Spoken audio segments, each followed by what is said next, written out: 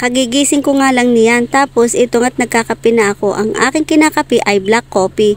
Mas gusto ko kasi iyan. Pagkatapos ko nga pala magkape, ito naman ang isusunod kong gagawin, ang maglinis ng tahong. Abay, napakahirap nga pala maglinis na rin. Tatanggalin mo pa yung nakadikit na puti. At marami pa naman ito, di isa-isahin ko pang tatanggalin. Abay, napakahirap naman, ay kudkud na ako din yung magtanggal. Bago ko pa ito matapos, at pag naisa-isa ko pa ito, di hapon na kami makakakain ito. Kailangan pa naman linisin ito at masarap din naman yung sabaw ng tahong.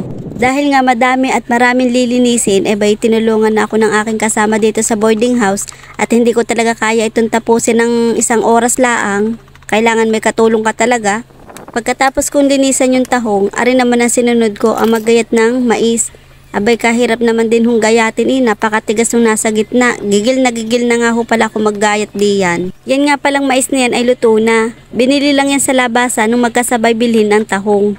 Pagkatapos, isinunod ko naman itong bawang. Ginayat ko lang din ng maliliit para mamaya igigisa ko na lang sa butter. Pagkatapos, magsasalang naman ako ng kawali. Pag mainit na yung kawali, saka naman natin ilalagay yung butter. Kapag tunaw na, saka naman natin ilalagay yung bawang. Halu-haluin lang natin hanggang sa maging brown. Tapos, ilalagay na natin yung tahong. Hahalu-haluin lang natin para magisa sa butter.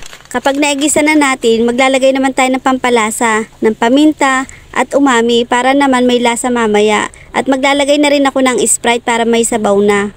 Maglalagay nga din pala ako dyan ng oyster sauce. Dalawa nga palang nilagay ko dyan para masarap naman yung lasa. Maglalagay nga pala ako dyan ng kaunting asin dahil nga medyo marami-rami yung sabaw natin. Tapos, ilalagay na rin natin yung hipon. Atin lang halu-haluin, tapos ilagay natin sa pinakailalim para naman siya ay maluto agad. Kapag nahalo na natin, atin naman tatakpan para mabilis maluto. Kapag medyo luto na, atin namang ilalagay yung mais. Yan naman inilaga na kaya okay lang pang huli. Tapos, halu-haluin lang ulit natin para naman yung mais ay maglasa sa sabaw. Ito nga palang niluto ko ay minsan lang. Tapos nung una ako nagluto, hindi naman sila nakatikim. Kaya inulit ko uli. Mahal din naman yung hipon. Tapos hindi naman ako bumili niya, yung katrabaho ko. Kung magkano yung nagastos niya, pag-aambag-ambagan na lang namin. Yan guys, luto na. Atin muna nga hanguin para tayo ay makakain na. Nako, wala na naman akong diet niyan at masarap po rin niluto ko.